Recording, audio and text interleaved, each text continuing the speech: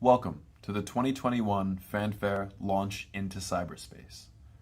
Normally, you'd be visiting the High School of Art and Design's gymnasium, cafeteria, and other spaces around the building to interact and learn about the incredible creations of our young professionals, other creators and innovators in the community.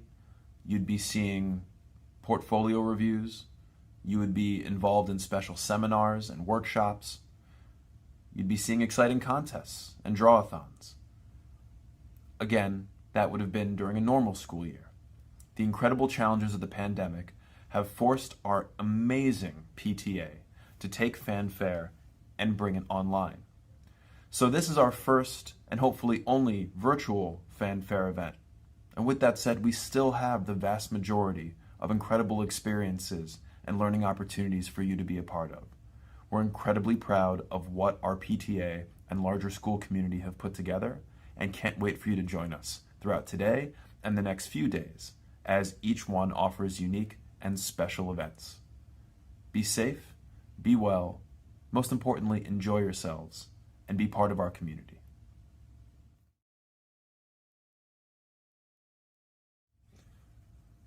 Fanfare Launch into Cyberspace is taking place right now in the month of May, which happens to be Asian American Pacific Islander Heritage Month. And there's Heritage Months throughout the entire year, where we celebrate the accomplishments and the legacies of different groups of color. In the case of Asian American Pacific Islander Heritage Month, it's important for us to focus on the stories, the challenges, and the identities of creators and leaders in the visual arts fields. We're incredibly fortunate to be joined by some of these creators today, who are going to share with you their perspective, some of the challenges they've had to overcome, but most importantly, the celebrations around their identity, who they are, and how it has allowed them to be successful. For many of our young professionals, seeing role models who look like them, who have careers which they aspire to, and who are human beings who they can simply have a conversation with and learn from, is one of the most important elements of Fanfare and our school culture. It's an incredibly important talk, and we're incredibly grateful for their time, energy, and expertise.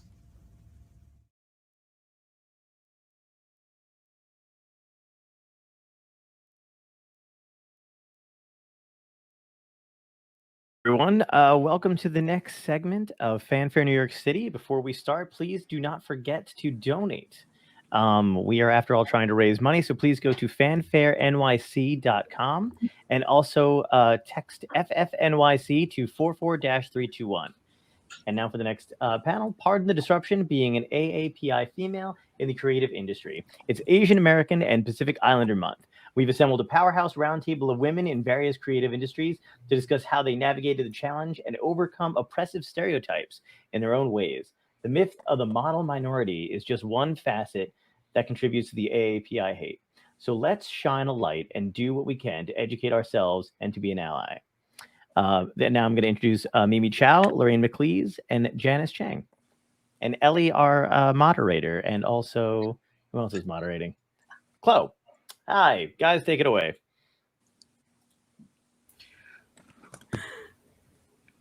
Good morning. We are very glad to be joined by many other people who are likely watching this panel. And for the very first question, we would like to ask our guests an icebreaker.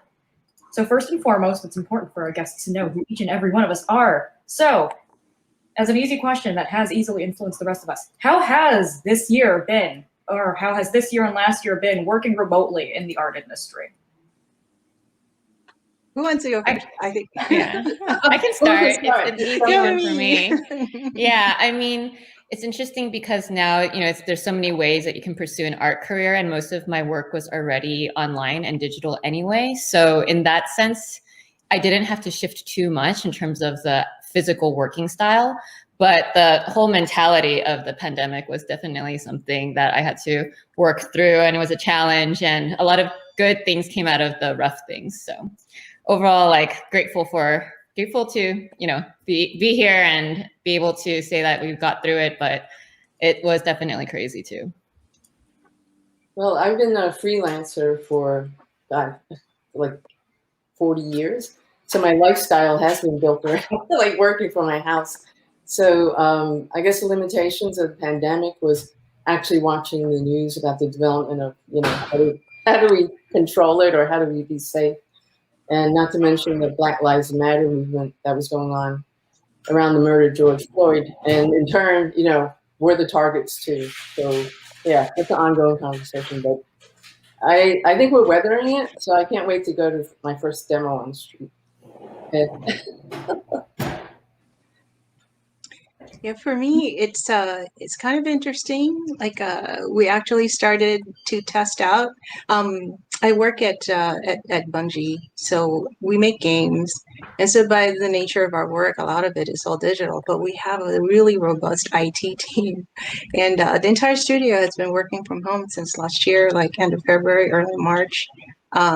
And have like released a couple of seasons already, like working from home.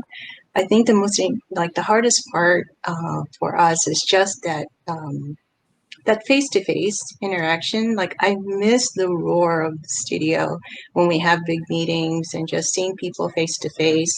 That's just been the hardest part. And just reviews too. I'm in the consumer products team, so we do product reviews all the time, and it's about touching the items and seeing it in person. And so we've used a lot of couriers to ferry things back and forth to each other and holding things up to the phone. Hey, what does this look like? Yeah, a lot of it's just missing people and being around other people. And that's, I think, the hardest thing so far. But for the most part, I think we're doing good. I'm sorry if you're going to be hearing voices in the background. I'm in a very open house. It's an open floor plan, so the kids are over there playing video games right now. So I'm hoping they'll keep it down. That is okay. We all have weird background noise going on, so you're not alone in this. But yeah, I mean, to really deep dive into what this panel is about, our second question is, how does being Asian American / Pacific Islander influence the work that you do? And how does it affect how others perceive your work? Yeah, it's I'll go first, if you don't mind. I think a lot of the face-to-face communication too is affected by our facial expressions and how we express. And I'm squinting all the time. Am I having trouble understanding you, or that our facial features are different, and it's kind of interesting. I think that also has something to do with it. And there's also the study of contrast. I tend to be very soft-spoken, and when I get more firm, it does sound a little scary. Maybe scary. I'm putting that in air quotes. Oh, you can see my air quotes. I can't just do that on the phone.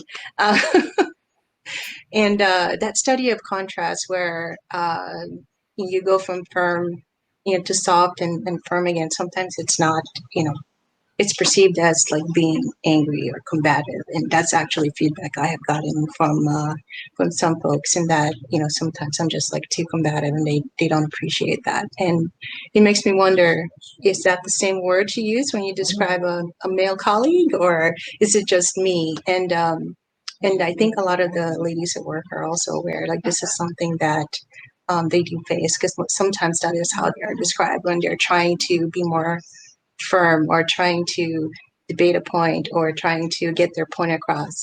And as soon as I have to not get talked over, and that's kind of where problems start to happen. So it's hard. It can be difficult. And having a lot of reassurances coming from me, it's oh, no, I'm not mad at you. But I do want to make a point that, blah, blah, blah. Those are kind of the things that can happen. Even in a day to day, even at home, that you say things like, I have to tell the kids, I'm not mad at you. I just want to make sure you got this thing done and on time. I don't know if that touched on all the points, but I'll let Mimi and Janice chime in. Well, I'm trying to think, because I haven't worked in the office setting for quite a while. I was talking with some colleagues I've known for a while, and we were talking about how people started working. My main company from 1980 to 2000 is Marvel Comics. So we're based in Manhattan.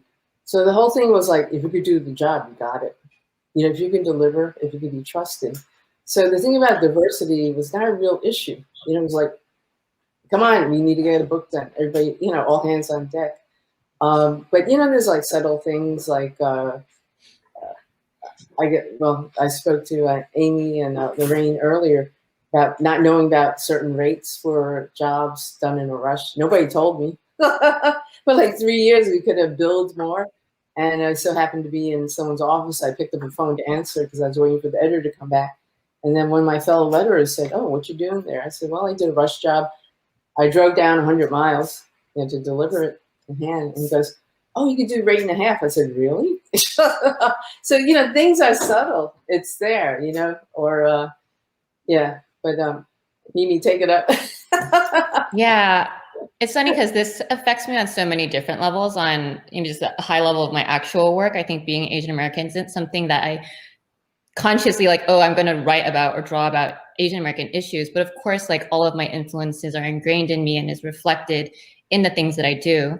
But kind of thinking about that question a little bit deeper, I really look back on kind of my whole journey and see how much my upbringing and culture has really affected me. So, you know, I went from college straight into law school. I had that very classic Asian immigrant upbringing of, you know, you got to be a doctor, lawyer, engineer, you know, one of those qualified jobs. And, you know, again, like, it's not something like, oh, I'm Asian and that's why I'm doing it. But you look back and you realize like so many of these choices you make because of the influences that we had.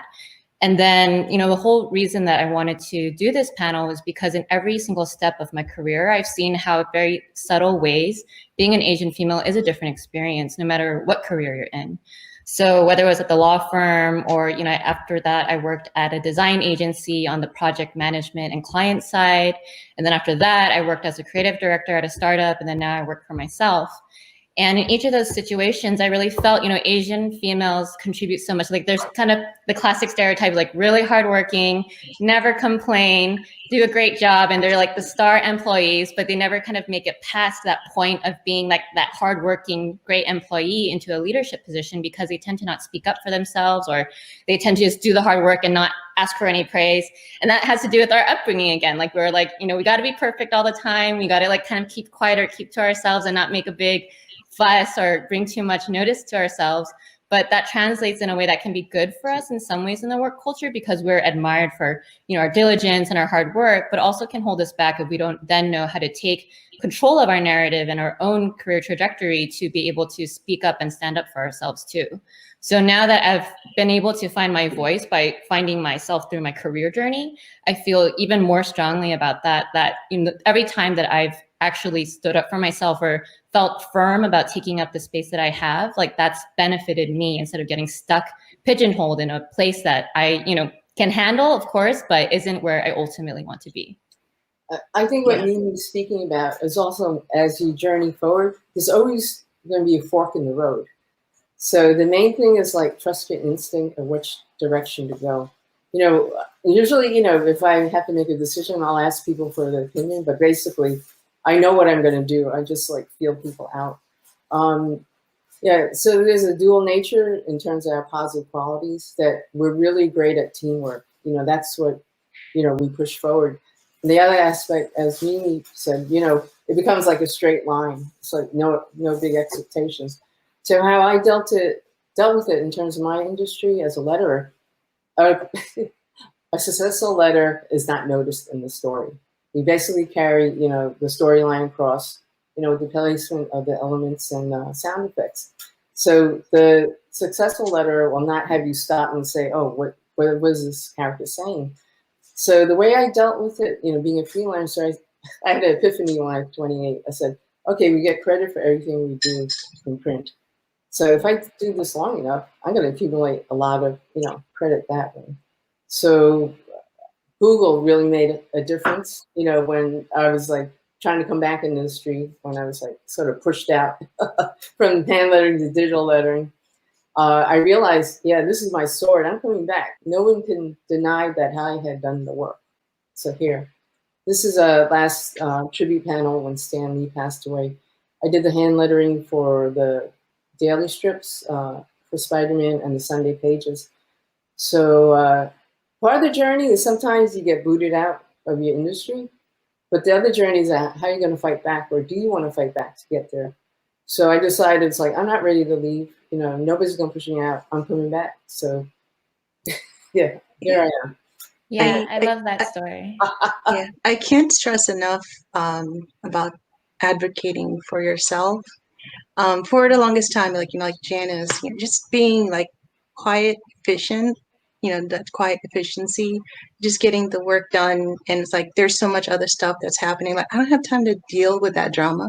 There's all of this stuff that that has to get done, and kind of focusing on that, I think, is one of you know, the strengths that comes from, you know, upbringing, but not really advocating for yourself kind of ends up having me like kind of get forgotten, like that I'm actually over there doing stuff. Um, and so it's really hard when you know, like doing all of these, like, you know, big splashes, like these are like the E3 like images here. Oh, that first image, by the way, was to cover one of my first comic book covers in a long time. It was Dark Horse cover I did for Oni issue 0, and like I wanted to do more of that, but I just got too busy. And that's the thing. Sometimes you gotta remember to take time to do things for yourself, things that enrich you, and you know, and be able to focus on things that you like. So how different is that from doing an Oni cover, right? And you know, working on you know, on all of the Halo covers, like that Halo 2 cover. It was such a that was one of the hardest years, you know, working, but we all wanted to do a really good job. And that one, I was working on it among other, you know, among all of the other things that was on my desk, like all of the PR shots, and I was working on this cover, and I was sick and I didn't take time off. I ended up getting sent to the ER because I couldn't breathe. Oh, My no. cover is gonna get through it. Yeah, Oh, this illustration sent me to the hospital. But all of that work, though, it's like I didn't really talk about you know, like being recognized for that work. It actually took a few years for people to realize that I did that. Even at, you know, at the office, it's like those who were there and then left, you know, like and that's an interesting thing, like, you know, like toot your own horn, make sure other people know that you did something, because you know, it's nice that you can do that work, but other people has got to know. It can't just be you who know. Well, I mean, I think it's crazy that you can make that beautiful cover and even people who work with you didn't know. And I think it's so reflective of, I think, a lot of the personalities that, you know, as Asian females, we tend to have, where it's like, oh, you know, we just want to do a good job and just know that we did a good job in our hearts, and that's enough for us. And if no one else knows, like, it's okay. Like, we don't want to, you know, we don't want too much attention for ourselves, or it's conceited, or it's, you know, something not right to put ourselves out there. And we see it as a virtue. And in some ways, of course, it contributes to what makes us good workers. But yes, I think in the industries, that the way that things are now, it's important to not have that mindset of like, oh, if I, you know, make a point of showing my work and making sure that people know it's mine, that it's not a bad thing. You know, it's good to put ourselves out there, and it's good to share, and so much more can come from that. Well, I'd like to raise another point in terms of not only the individual responsibility to promote yourself. Well, in my industry and the video game industry, you always have these fan groups, right? So I was surprised when the internet happened that, you know, the Transformer fans put up wiki pages. You know, I did the first one of the Transformer books. And then, you know, it's like, I know with Larry Hama, he has a whole G.I. Joe fan base, and they organize conventions specifically for him. So, you know, it's like when you have enough of a following, they're going to band together also, you know, to support you. So it's not just an individual fight. They'll have the people who admire your work. So, you know, it's not like we're just going to duke it out.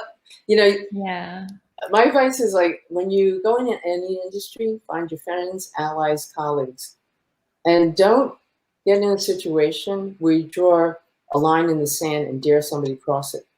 Because once you promote a transgression, you can't take it back. You can't say sorry enough. It's not going to happen. So maybe I'm too diplomatic, But look, I'm just learning comics. We're just making comics. It's like, get real, you know, it's like, it's entertaining, it's positive, but, you know, weigh it in terms of what goes on in the world. You know, it's like, I have a dream job. I just use a mouse and I sit here all day. But I've worked a lot of jobs in the workforce, like in the factories and stuff. So I know what labor is. Yeah. But, anyway, I really like that you raised that point, because sometimes it's just about shifting your perspective on the same action. Because for me, you know, at first it was a challenge to put myself out there, because you see it through a lens of, oh, well, I don't want to toot my own horn type of thing. But the more I heard from people, like hearing your story inspired me, reminded me, for me too, when I was growing up, I didn't see anyone who looked like me doing something that I was actually interested in. And it would have helped so much to be able to see that. And even now, like, as I see more people that look like me or who have the same type of, like, whether it's both visual or mental outlook as me, doing something is very inspiring and important. And so it's not just putting yourself out there for yourself, but also for the next generation, or people who maybe don't see themselves out there yet. I know within comics, somebody talking about it? I know within comics, you know, when I came in the industry, there were like groups of Asian artists. And I remember meeting, when I started going to convention, meeting a lot of fans who were Asian and Asian creators now, such as Bernard Chang, saying to me, and Cliff Chang, saying, when I grew up, Jin Luan Yang, when I grew up, I saw your name in the comics. So that meant we would be welcome. And, you know, it was like, truth to tell, I just fell into lettering. You know, it was a job, you know, that I did because I needed a job. But, you know, it's like you do the best you can wherever you are. And if that was a positive energy we put out, you know, I'm so happy to meet my descendants. You know, it's like I'll meet somebody. I remember one artist, I think it was Mike Cho, he said to me, when I was growing up in Hong Kong, I would take the ferry to Guangdong to the comic shop. It was our all-purpose shop to get copies of Ghost Rider, which I lettered. And he said, I was so pleased to know that we inspired a new generation to want to become professionals. We saw that somebody was doing something. But anyway. Oh my God, I just wanted to say, like, my family is also from Hong Kong, and it makes me so happy hearing that, just hearing that you're from Hong Kong already makes me so excited. And like, also all the art that was shown is like so gorgeous, the lettering, the drawings, it's beautiful, by the way. And I second everything you guys say. It's like definitely being like, I'm not in like the industry obviously, but sometimes when I'm trying to like make myself heard, someone will be like, oh, you sound really bossy. Like, you need to be more like nice about it. I'm like, I am just doing what everyone else is doing. I'm not trying to overpower anyone. I'm not trying to like take direction or like take the lead. I just want myself to be heard. And I know Racy wanted to say something about this too. So passing the mic along to Racy. I also find that I'm often in a very similar position. Growing up Filipino, I'm raised in the culture where it's, how would I explain this in the best way I can? You grow up and you're expected. It's like you follow along with everything. You don't like to create trouble. Like you don't want to create trouble in the family. It's just like, okay, like you want to go here, like, okay, I'm going there now. And then they want to go like somewhere else. And you're like, okay, like I don't really want to go there, but I don't want to argue with you. So I'll also go there. And oftentimes that's put me in the position where, especially when I was younger, I've always been stuck in the, okay, yes, so your future is predetermined. You're going to become like, you're going to be a nurse. All my aunts are nurses, so you can imagine how that went for me. Thankfully, my mom was very open when it came to me going for a creative field. She let me take the open hand. When it came to applying to high school, she let me take the open hand, especially when it comes to opportunities outside of high school and extracurriculars. She's never been in the position to say, no, you're not allowed to do that because it would disappoint family. We've reached a point where it's like, okay, family can say what they want. But especially when it comes to being assertive in a field, and I often fall into the barrier, which is like, oh yeah, I want to say something, but I don't really want to compete with anyone else, or I don't want to feel like I'm demanding too much, because I think growing up, it's also, you're in an environment where it's like you say something, like it could be very little, it could be a very small demand, and then like they push it on you, they make you think like you're expecting the world from them. And oftentimes I do experience what Ellie feels. Sometimes I am in a position where it's like, oh, why are you being so bossy? Why are you being so demanding? Like, as in a way where it's like, oh, like you should know your place. You shouldn't be saying these things here. But especially in a culture where it's like there's such an emphasis on taking pride for the work we do and being satisfied with the things we're able to create, there comes to a point when it's like, no, I'm not going to sit by, like I'm doing just as much work here. And it's important that I put myself in that position because it's in a way of saying, like, I am equally as much of a voice. Like, you're not going to pull no, you're being too bossy around here. It's like, you know the value of your work, and sometimes it's necessary to put on the table, like, listen, my voice is the value of my work, and you're here to listen. Like, goodness, I'm going on a ramble. But like saying, like, listen, like, I'm giving my work value because that's a lot of what happens. Like, you have to be the person to validate your own work. So on the table, it's just like, no, I'm going to have my opinion heard because this is my way of giving my work value, giving my work representation in a place where it might otherwise be silenced. Going off on that. Go ahead. Going off more on that. I second. I totally agree with everything that Ellie and Racy have brought up in terms of trying to sort of meet an expectation.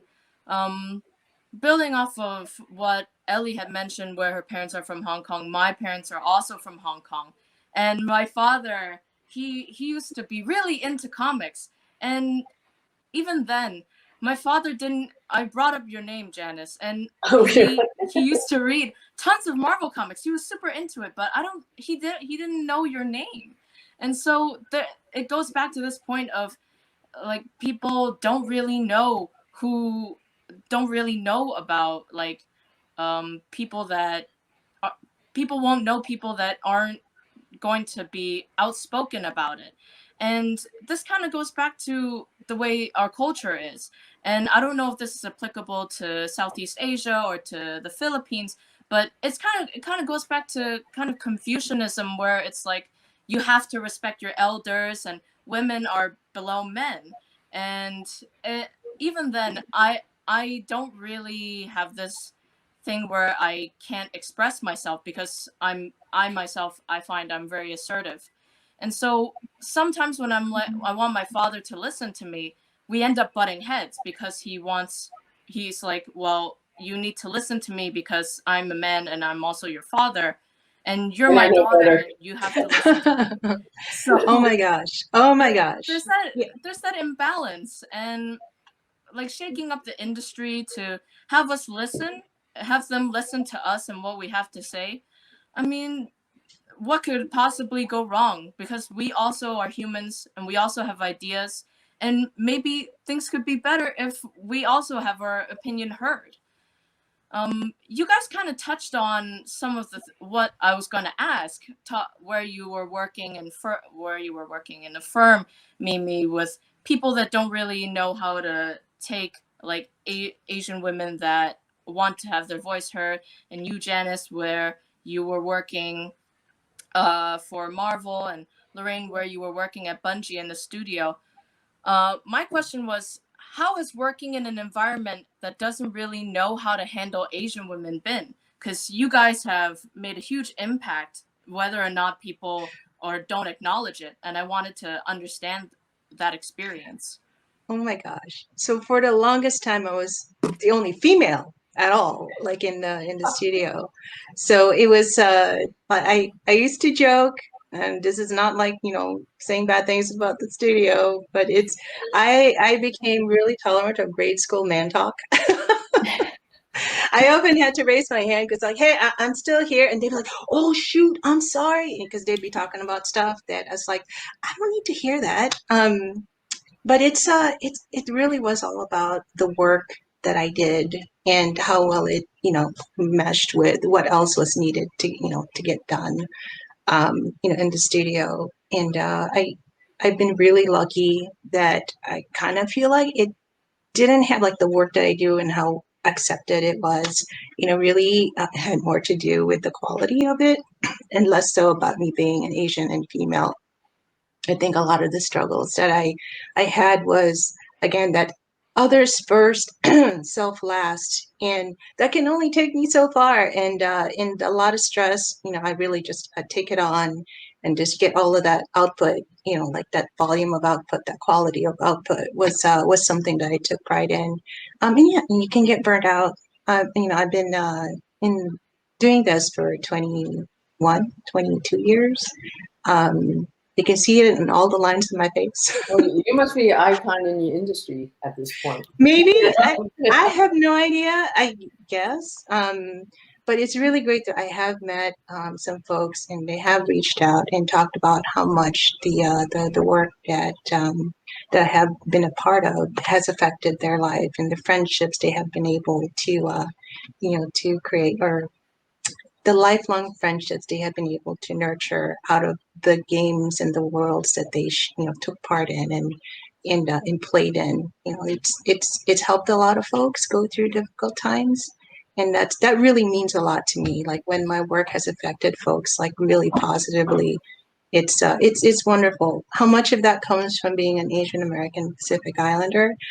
I don't know, but it is the quality of the work, and all of it has to factor in our upbringing, our influences. Like Mobius was my my idol. Like I really admired his work, but even more so, like anime and manga, Miyazaki, Sadamoto, like all those guys. Affected like the shape of my line, and the flow of it. It all has to do with all of those influences. Definitely. And you like just name dropped like a few people, and I wanted to ask, how do you think Asian culture has impacted the art industry? Because more and more we're seeing like anime be like mainstream and like impact styles here in the West. And oh heck yeah. Yeah, like how do you think that's going to like progress from now on? And like what do you want to see be popular in Western media that's like from Asian culture? Well, there's no holding back the tide of the two sides of the globe meeting in terms of Western Eastern influences. So in terms of my industry, it was like translation manga really made a big push to introduce the art and the stories to the American or English reading, audience. And then also like at the conventions, people were starting cosplaying, these characters like Sailor Moon. So, it became very organic. And, knock on wood, thank you for the internet. Thank you for the young people who have more open minds than my generation at that age. So I think, young people now are definitely more sophisticated in terms of worldview and understanding, cultures and current events than, in the past. So accessibility to information and social media, it's wonderful. It shows that we all have a right to be here. And, in terms of whether my success is like based on being Asian American, yeah, a lot of it does. What I do or my outlook or the moral compass, my parents gave me. And what I see what's really wonderful for Ellie, BC, and Chloe, you're at that road now of young adulthood. And, especially with BC's talking about capitulation to the family pressures. I was like, I don't think so. So I had the fork in the road too myself. So, it's like, yeah, at 23, I was supposed to have my PhD in art history and teach or whatever, I don't know. But that didn't happen because life happened. And the best thing is like, make the best of what you have. It's always a strength unless you give up. It's as simple as that. So, yeah, I tell people, young creators when they start off, there's a dream, there's a reality. The road is a two. It's like, it's going to be a combination.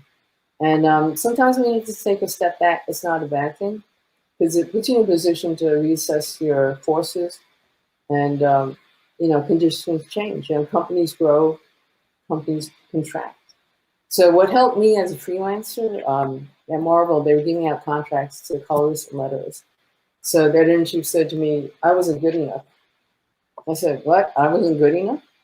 So I was like, okay, all bets are off. I can freelance with anybody who'll hire me and pay me. So when we had a giant contraction in the mid 90s, I was in a better footing than a lot of people who only worked for one company, because I made friends and allies as I went off. It's like when I started working at Dark Horse, I sent them a sample of my book, and then my friend Tim Toohey had done the Marvel Fanfare magazine, and he gave a page to my work. So I sent that to show him I'm legitimate. So I ended up lettering Buffy and the Vampire, the first one. Nice. So, you know, it's like you have to believe in what you do, or believe in yourself at least, you know, or else you're not going to get anywhere. Because all the negative voices or naysayers going to like overpower you. So, yeah, you know, sometimes, you know, I have a sword, I take it out, you know, light blinks off the edge, but I never use it. It's like, let me polish my sword, you know, and then I leave. So that's enough of like where you really stand. You never have to cut somebody's head off. Just leave them behind. For influences. Yeah. Oh. I can just answer really quickly on some of those things, because I think it's really interesting. On the Asian art influences side, yeah, I love Miyazaki, of course, but one of my main inspirations is also The Little Prince. And I love, you know, mid-century modern design by Eames. And I think that's what's really beautiful about being here and being Asian American. Like, we can really draw from both sides of our culture and not, you know, be too pigeonholed in one. And I think it's also reflecting on what's happening in the world in general. Like, I think so much of what I really love is the merging of the two, both in the art world, and also I really care about the mindfulness space. And it's wonderful to see how a lot of Eastern philosophy and culture has merged with Western scientific thinking to give us this thing that is really going to help, I feel like, the next generation and everybody to come. And that's kind of, you know, to the first question that was asked about, like, being an Asian American and in the career trajectory. I feel like that continued awareness is really important, like to continue to constantly notice how you're feeling and what you're thinking, and take a step back and see the bigger picture. Like, being rooted in who your true self is will really help guide you through a lot of these challenges, because we do kind of have to be a little like bend and flow, kind of like Bruce Lee, be like water. You know, sometimes you got to push and, you know, be really strong about a position, and sometimes you have to adapt and be a little bit flexible. And the more you can be aware of when you need to do that push and pull, the more you'll be able to move forward in your career path with a lot of intention. And I would say, you know, being an Asian female, it wasn't always like everyone's against me, or I'm always the one getting picked on. I've definitely had a helping hand from white men, you know, or non-Asian women. And there's also been times where I felt like I was held down by other Asian women. And so it's not going to be black and white on like who your allies are, or who your proponents are. And so it's the more you can kind of be really open-minded and be in the, like, both a sponge, but also really strong in yourself, the more you'll be able to, yeah, create the future that you want. It's really amazing. I mean, I also want to say it's like so heartwarming to see the three of you as students, because first of all, like, you're at an art and design high school, which is amazing. I didn't even know there was such a thing. So you're already, you know, ahead of the trajectory, and also just how outspoken and assertive you guys are, I think is like really important. And I think we're just in such a great time where we can literally create the future that we want. You know, the job that I have now, I would say, is my dream job if I were to be able to ask my younger childhood self. And yet I didn't even know that it was possible when I was younger. It's just the times that we live in now really allow us to be who we really want to be. Absolutely. Oh my gosh, that is like so awesome, Amy. Like, you are my spirit animal. No, I feel like we feel the same way about each other. I was like, oh, that's amazing. I feel so inspired. Yeah, so like, guys. yeah, oh gosh, Ellie and Chloe and Racy. Yeah, I want to echo that sentiment too. Like, you guys are the voice of the future, and I'm super stoked that you guys are outspoken and you guys have a really stand up for yourself, follow your dreams, that sort of thing. But yeah, being aware of the world and being aware of, you know, social issues was not something that I really had growing up, because I was definitely super siloed by, you know, by my parents. Well, mainly my dad. It's a very patriarchal sort of household. And so it was like the radio was not something that I had control over. I couldn't touch that dial. The television remote was not something I ever had control of, except Saturday mornings when everybody else is sleeping in and I'm watching those Saturday morning cartoons. So it's really hard, like, you know, for me, like not having like that global awareness. It was more like what is in front of me, and it kind of helped shape like when I'm working on things like, you know, over the years. And it wasn't until in the last decade or so where, you know, just becoming more aware of the larger issues and how we can use our voice to help affect positive, you know, positive change um, in our industry, or, you know, with each other or our immediate um, you know, group of friends. And that's just actually a very powerful thing to be able to do that. Yeah, so I am very proud. I'm proud of you guys. Like, So super proud. sometimes I think, you know, I just take a moment and step back and think, well, what if there wasn't adversity in our life, in our younger years? You know, Lorraine, you know, if everything was like you had control over everything, you might have turned out mediocre, right? So, you know, we have to appreciate the struggles we've gone through and the people along the way we've met or befriended. Because everyone, it all adds up together. You know, our life is a sum total of parts. And that's simple math, right? So, you know, if you're in really tough bind, you have to reach out to friends for help. Or if you see a friend in need, you have to step in, you know, either quietly or somehow. So that's how I use Facebook. It's a garden of friends. I'm not looking for fights. I'm just, you know, checking the temperature of everyone. And if someone's struggling, I'll message. And, you know, that's what you do as a person, as a friend, artist, you know, that kind of stuff you have to take care of too. Because that just makes the community stronger. Yeah, absolutely. I feel like I'm at like a family reunion and like my aunts are like telling me nice things. I'm like, oh my god, I feel so much. Yeah, for when someone asking when you're getting married or what you're doing with life, so that's good. No, we don't ask that questions. You figure it out when the time Like is when right. you're at the family reunion, we're filled with the aunts, and they're all telling you how they were at the waiting room waiting for you to be born. It's like, oh yes, I remember I saw you when you were born, and you're just like, I know my room did not have 40 people right there. Literally, so true. And like, oh and goodness. like, I'm so glad like students like me, Chloe, and Racy are kind of like this forefront of bringing more diversity and like social justice into art industries and just different communities as well. And like I am passionate about this thing because I want to make sure that generations in the future, but also generations in the past, get the recognition that they deserve and stuff like that. And so I am so thankful to be able to be here and talk openly about these things with you guys. Yeah, if like Racy and Chloe want to like echo any of that. I'm also very thankful for the opportunity, obviously, to be here to like and discuss these issues, but touching definitely on, excuse me, let me recount this. Especially touching on the idea of like diversity and and obviously how our world's becoming more inclusive due to many different categories, social media being a very big one of them. I think it's always been very important to see that balance be established because. Fun context, I am a student in mock trial, which means there are only so many cases I can say where the outcome hasn't been fortunate.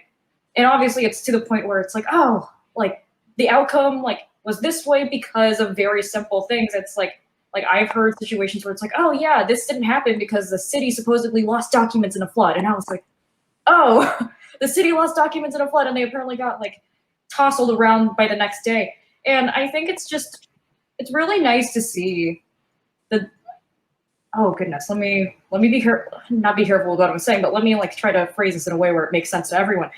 I think seeing this diversity and being on the position where it's like you are building the stepping stones of your future, but it's not only for yourself because you're also acknowledging the futures of those that come before you. And I think as an addition to the question at hand, which was how Asian culture has like come into, especially America, like how we've seen it become more mainstream. I remember being a young child. I grew up in Queens, and every time I said I was Filipino, the kids at the school would look at me. They'd be like, "You're what?"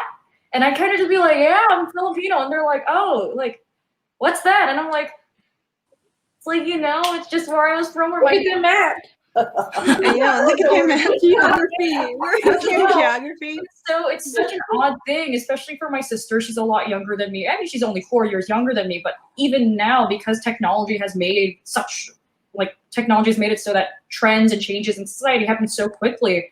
It's such a baffling thing for me to realize how much more prominent Asian culture is in the media. And sometimes I'm looking at it, and it's like I kind of wish I had this as a child. Like I wish I grew up seeing how rapidly available all these things are. I'm like, oh my god, like all this stuff that I thought that people thought were weird, people thought were like foreign, like they're all of a sudden trendy, and I'm kind of like, oh my god, like I wish I I feel like as a child, if I were to grow up seeing that, I'd feel so much more like, okay, like I am a part of something bigger, or I am a part of this. And I think now is the right time to make sure other children who are growing up are able to see this influence, and they're able to say, like, thank God I am a part of something larger, and they're able to reflect that on themselves and their self-worth. Yeah. Building off of the that. whole, Sorry. I just wanted to interject, like the whole thing about being siloed, like for a long time, like not like your experiences just feel very individual and isolated. But hearing additional voices and hearing more people speak up, that also, extends to not just social issues, but even like the things that, that we find entertaining, the things that we really like, having that variety be more open, more available, that greater variety also helps then further enrich like how we create. And so like the whole thing about, how Asian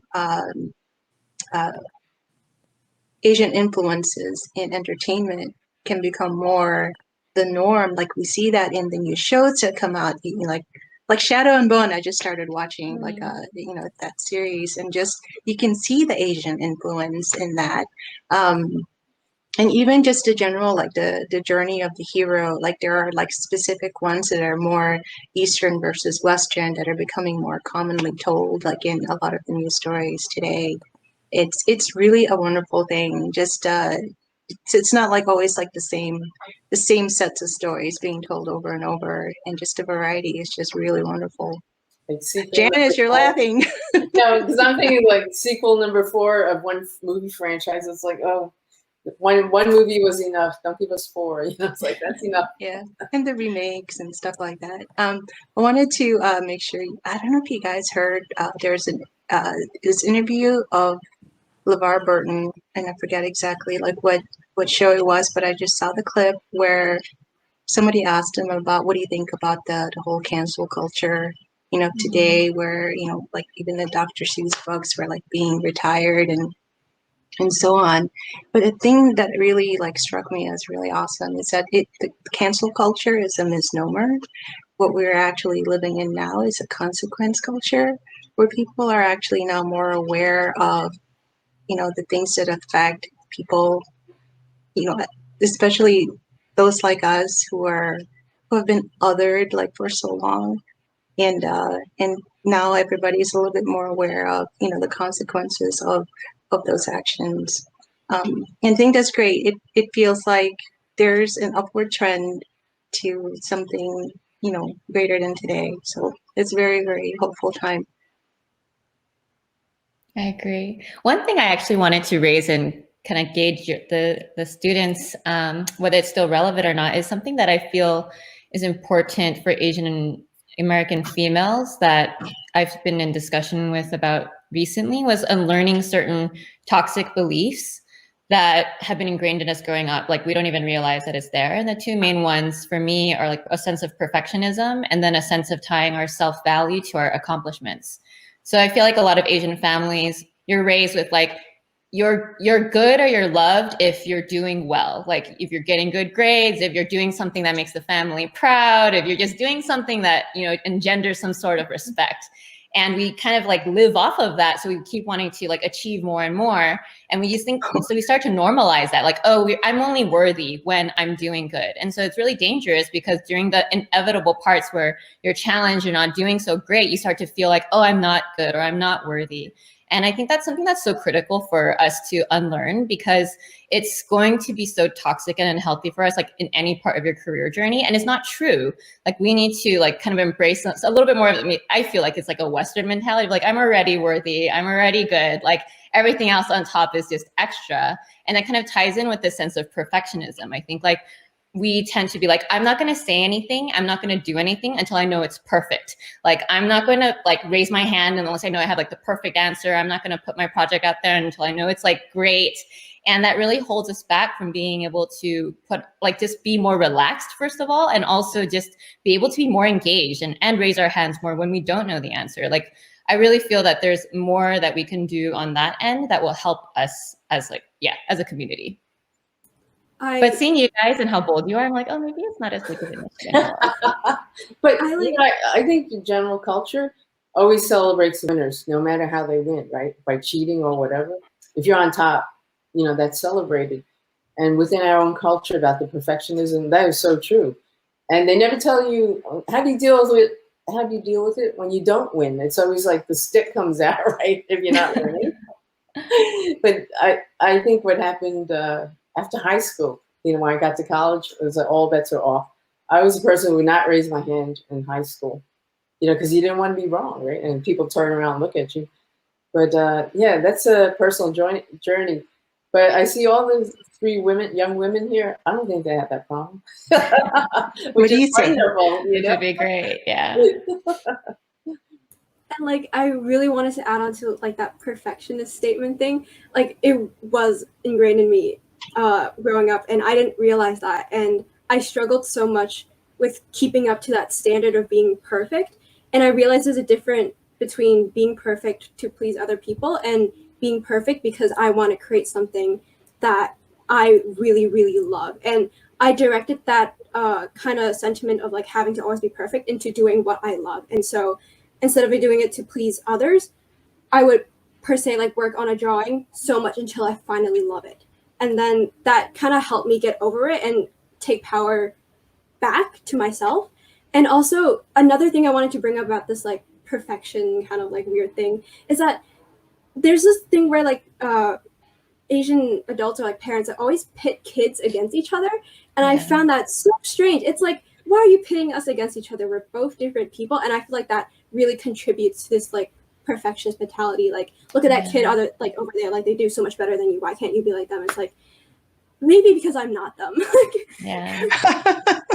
It's so true. It's like, I agree with that sentiment so much. And I think a lot of it too is because in Asian culture, so many families pride themselves off of their children, which is why they go out of their way to brag about their, like, especially in my family, because of a majority of my cousins, they're already in college. So it's like, oh, you wouldn't believe what your cousin's studying, or you wouldn't believe what college your other cousin went to. Oh, these cousins, this one gets paid more than this one. And I think a lot of it is because, like I said, there is part of this culture where they feel that the child is a reflection of the parenting, the child is a reflection of the family values, and they want to carry those towards society because there is a big aspect of honor that happens in Asian culture, and it's reflected in what I noticed from the way we're all speaking and elaborating on the issue. It's very prevalent in how we grew up, and it's definitely something we're still learning to tackle. But especially on the toxic mentality where you have to feel, where like you only feel validated, or it's like, oh, I'm only as valuable as the work I do, or I'm only as valuable as the grades I get. It's definitely damaging because, you know, there's, especially like as a child, you know, you're in elementary school, you're doing super well, you're like, yeah, I'm the #1 child, blah, blah, blah, like all my grades are good. But then there becomes an awareness, especially for me, this happened in middle school and high school, where you have to be real with yourself and say, like, no, I'm not always going to be #1. And that's completely acceptable. And you have to learn that it's completely acceptable. But at the same time, because of the mentality that was instilled in you, you have to sit and process, like, oh my God, what does it mean now that I'm not #1 anymore? Like, because that's never going to happen. The reality is, like, there's always going to be someone better than you. And that's just something you have to learn to accept, even if your family doesn't want to say like, oh no, it's okay if you're not number one, or oh, okay, it's fine if you're like you don't have to be the next biggest thing to be satisfied with yourself and where you are in life. I think practicing that humility and just staying put and saying like, I don't need to have the biggest of everything to be happy with who I am as a person. It's been such a valuable way in how I carry myself now, saying that like, no, I do have intrinsic value regardless, like even if things don't turn out for the best, I still have intrinsic value to myself. And I think that's really important for other people to realize as well. Yeah.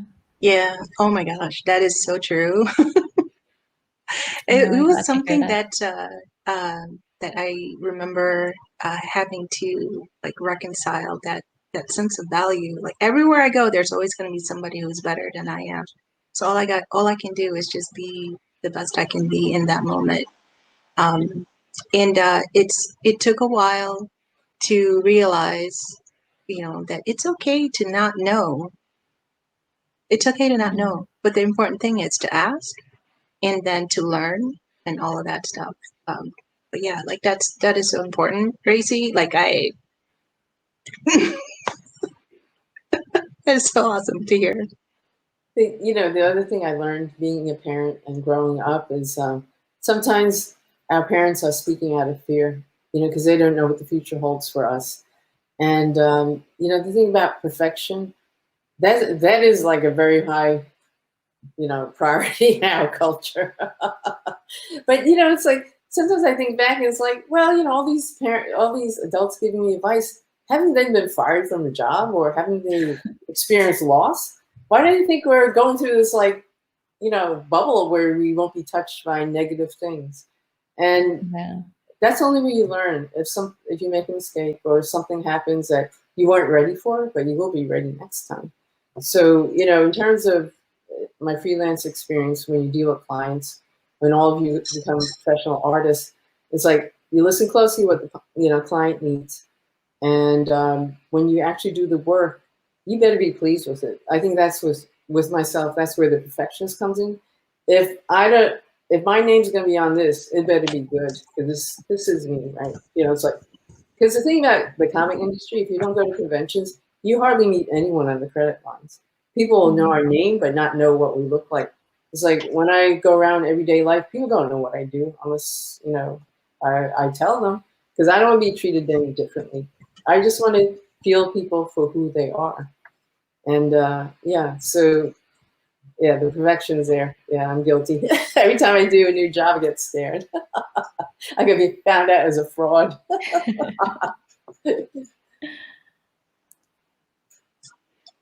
Are there questions that we need to take from chat?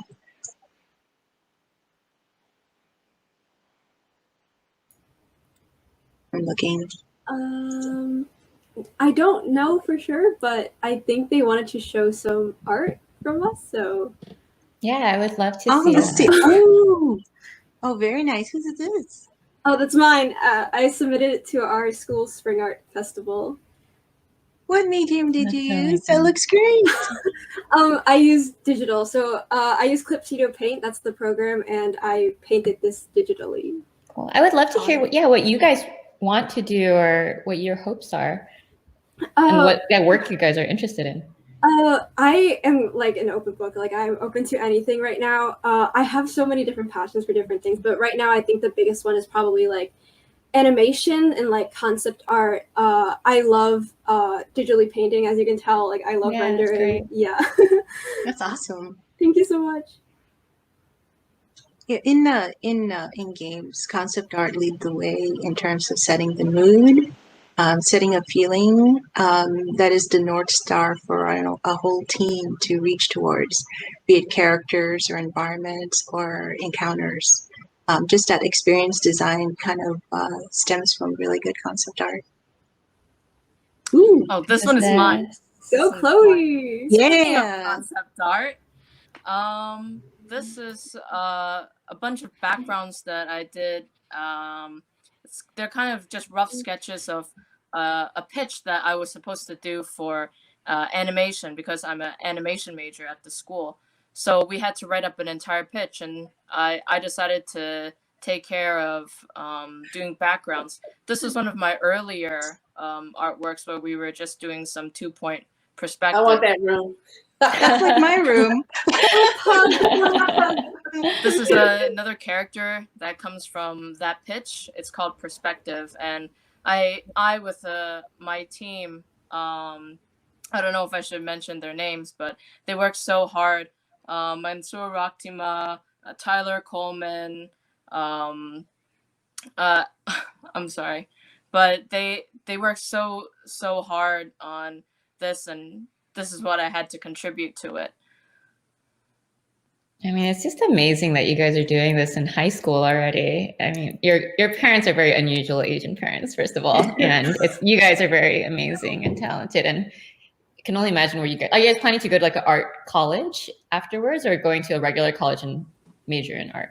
I would love to go to an art college. It's like the only thing I'm looking into for college. Like all the other colleges. That's awesome. Oh, there's Look at racing. examples of my work. So yeah, I am in illustration. I mainly work traditional. I don't really experiment digitally. So that's pen and ink. And I don't really know what other commentary to say. I mean, to answer the question, if I do plan on going to art school, I only see art as a hobby, but it's one of those hobbies where it's like, I'd love to improve in it because I feel it's like, it's definitely one of those escapism methods where I feel that if I do it in a career space, I would almost lose passion for it. But obviously that's something I'm not really aware of yet. But in terms of where I want to go, in terms of speaking of the future, probably normal college. I'd like to get most likely a bachelor's in one of 3 subjects. So I've been considering poli-sci, economics, and finance for my future. And I was a econ poli-sci. Oh. Look at you guys, big brain. Oh my gosh. I'm just sticking to art school. No, it's all equally valid. That's wonderful. Thank you. It's so cool to see your different styles and different interests too. Mm-hmm. Yeah, working with graphite, I found that when I was using that to be just not easy. So that was great work. Thank you. Beautiful. I know you two will turn pros, Ellie and Chloe. Because Gracie too. Eventually, you will find that All 3 of us hold hands and run into adult life. Welcome. Yeah, this is our symbol now. Yes. Yay! Like this. Oh my goodness. My weak arms. Real quick, I love how Lorraine and Ellie, like your headsets, it looks like you guys are like co-pilot and headsets. captain. Yeah. And and everybody else is a passenger on this shit. Like the entire time I'm watching it, you guys are just like, yeah, we're Break right. Miles away from landing. Brace. Incredible. You guys are awesome, by the way. I have to, I'm going to peace out. So here we are. We're going to do a quick little, again, just a little slideshow and discuss why we're doing what we're doing. So I'll get it started. And it's been such an amazing weekend. The professionals that we've met through Fanfare have been extraordinary. They gave their time, and they made it possible to interact with our amazing students. This is a fundraiser, though. And so we really want to make sure that people who have enjoyed this content all weekend are really going through and making a donation to help our students. Our students are the best of the best. They are from every part of New York City, from the Bronx to Staten Island to Brooklyn, Queens, and they come to school in the heart of Manhattan. And they need our help. They need our help to get art supplies. That's a big, need that you don't think about. Everyone is not working digitally. And if they are working digitally, they need the next Wacom tablet, or they need the next application. And that's what the PTA funding can give to them. Oh, there's John. Hi, John. Hello. Hey, John. Sorry about that. That's all right. Okay. I'm so excited you were having a great time with the cosplayers. Oh, they were so much fun. We could have talked for another like 2 hours. It would have been great. And what was great too was one of those cosplayers was an alumni, and Yes. she was talking about how much the school meant to her and her ambitions. She is now a working illustrator in working with Nickelodeon on a project, I think, also working Netflix. Netflix. Thank you. Yep. And so that's the kind of student, these ambitious students who want to work in the creative field. This is a great slide showing some items and what you can provide if you can donate today.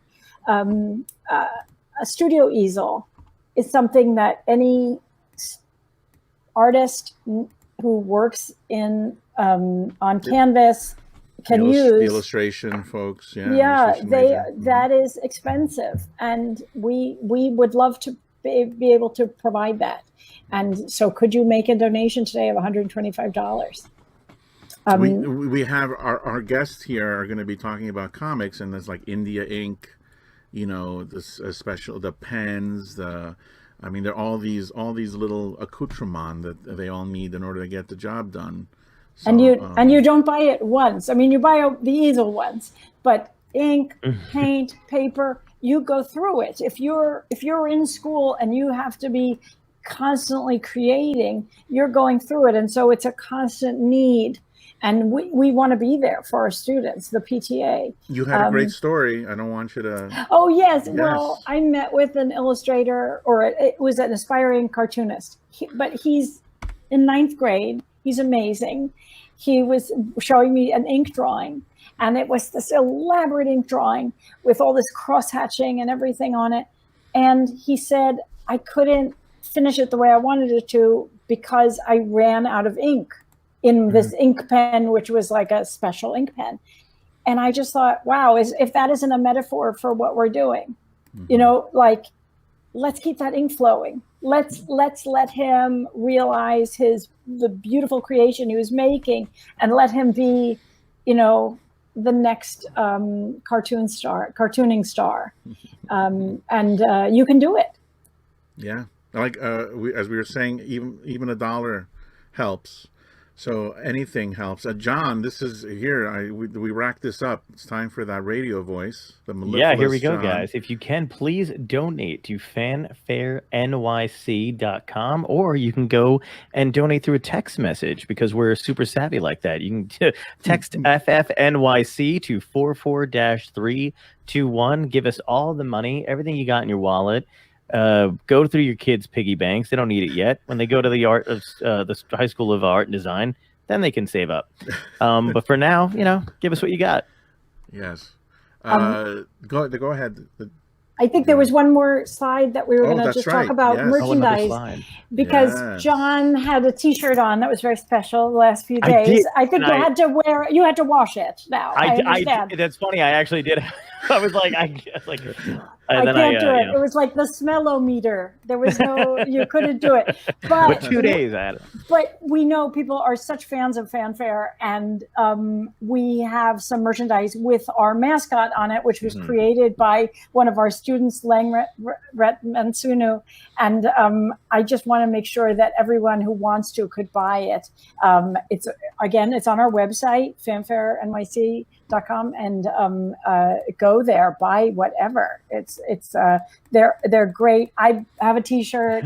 I'm excited. My daughter has a sweatshirt. There's the mascot up in the top right. Yeah, that's awesome. So the all this merchandise is available through tomorrow, but then it's not available. So please do go and get yours today. There's a gate.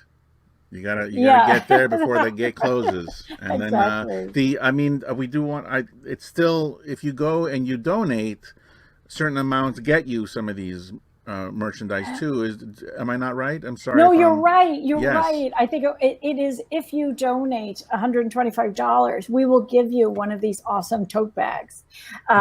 We also have little limited edition button packs. If you donate $50, we will give you a limited edition button pack. We don't have this pictured because it's not for sale. That's a special gift just for our friends who donate more than $50. And if you donate $1,000, Joanne, myself, and Miguel will come to your house. Oh, I thought you were going to throw in that dog. Yeah, and the dog. And the dog. We're just giving stuff away. Right. Time, bodies. We'll do it. I'll get on the call and talk to you. Talk you through that, writing that $1,000 check or making that donation. But one more zero. thank you. One more That's zero. right. Exactly. Right. Exactly. Thanks.